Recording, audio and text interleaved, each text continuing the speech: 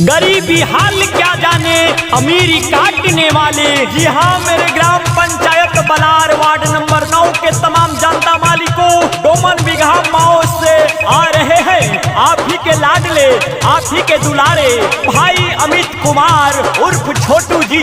आप सबों के दिल में रहने, आपके वार्ड नंबर 9 में विकास की गंगा बहाने भाई छोटू जी। जी हाँ मेरे मतदाता मालिकों, तो इस बार आप सब अपने समाज में शिक्षित, नेक, ईमानदार, कर्मठ, जुझारू, नेक, अच्छे विचार वाले व्यक्ति को अपने वार्ड नंबर 9 से वार्ड सदस्य बनावे, जो आपके वार्ड नंबर 9 में विकास की दरिया बहावे, विकास की लहरें बहावे। झूठे वादों में नहीं आना है, अब की बार छोटू जी को ही वार्ड सदस्य बनाना है। यही वार्ड संख्या 9 के जनता ने ठाना है। भाई छोटू जी चल पड़े हैं विकास की तरफ और इनका सोच है वार्ड नंबर 9 डोमन बिगहा माओ को विकासशील बनाना।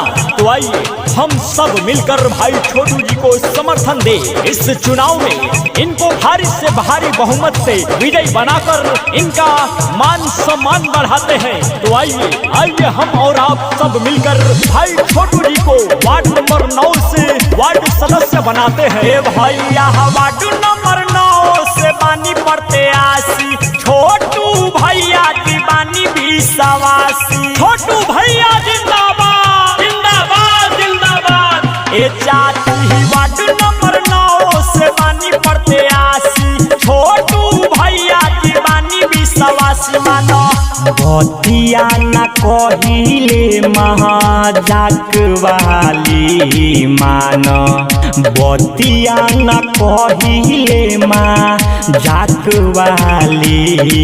हो जीता जाई है तो, हाँ जीता जाई है तो, हो जीता जाई है विकास होई गली गहली। छोटू भैया के मिलके सबे वोट डाली, हो जीता जाई है विकास होई गली गली। नया सोच है, नया बिहान लाएंगे, नया सोच है, नया बिहान लाएंगे। अगर आप देंगे हमारा साथ, डोमन बिगहा माओ वार्ड नंबर 9 को सुंदर मॉडल वार्ड बनाएंगे, सुंदर मॉडल वार्ड बनाएंगे। जी हाँ मेरे ग्राम पंचायत राज बलार के जनता मालिकों, तो आइए अब की बार ऊंच नीच और भेदभाव को अलग रखकर वैसे व्यक्ति को अपने समाज का भागदौड़ सौंपते हैं जो हमारे समाज में निरंतर हमेशा उपस्थित रहे, सभी के सुख और दुखों में साथ दे और वार्ड नंबर 9 में संपूर्ण विकास करवावे। विकास के लिए मात्र एक ही नाम, भाई छोटू जी। भाई छोटू जी को इस बार वार्ड नंबर 9 के तमाम जनता मालिक अपना एक बहुमूल्य वोट देकर वार्ड सदस्य बनावे। जी हाँ, तो आइए हम और आप सब मिलकर चले विकास के ओर। इस बार भाई छोटू जी को वार्ड बनावे।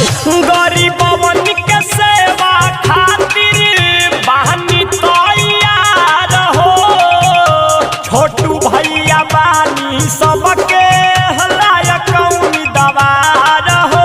छोटू भैया जिंदाबाद जिंदाबाद जिंदाबाद। वार्ड नंबर 9 के बदले खातिर इतिहास हो, डोमन बिगहा माओ से बहानी खड़ा उम्मीदवार हो। तबनी वृद्धा पेंशन राशन कार्ड हाली हाली मिली, इंदिरा आवास अब हाली हाली। हाँ जीता जाई है तो, हो जीता जाई है तो, हाँ जीता जाई है विकास होई गली गहली। छोटू भैया के मिलके सबे वोट डाली, हो जीता जाई है विकास होई हाली हाली। आपकी उम्मीदों पे आज नहीं आने देंगे, आपकी उम्मीदों पे आज नहीं आने देंगे। अगर आप हमें देंगे मौका तो हम आपके विश्वास को कभी टूटने नहीं देंगे, कभी टूटने नहीं देंगे। जी हाँ, ग्राम पंचायत राज बलार वार्ड नंबर 9 से आ रहे हैं भावी वार्ड सदस्य के प्रत्याशी भाई छोटू जी। जी हाँ, आपके चहेते, आपके लोकप्रिय, आपके लाडले, आपके आंखों के तारे अमित कुमार उर्फ छोटू जी। जी हाँ, शिक्षित नेक ईमानदार कर्मठ जुझारू व मेहनती उम्मीदवार आपके डोमन बिगहा मऊ वार्ड नंबर 9 को सुंदर वार्ड बनाने हेतु आप सब समर्थन दे। भाई छोटू जी को वार्ड सदस्य बनावे, सरकारी व अर्ध सरकारी संपूर्ण कार्यों का लाभ उठावे। वार्ड नंबर 9 से वार्ड सदस्य बनाते हैं। ही भूलई है चाचा अपना अधिकार हो, सब कर लाडला हुए छोटू तोहार हो। छोटू भैया जिंदाबाद जिंदाबाद जिंदाबाद। वार्ड पद के बनी उम्मीदवारी वार्ड नंबर 9 से ध्यान चाचा भैया छोटू कुमार पे।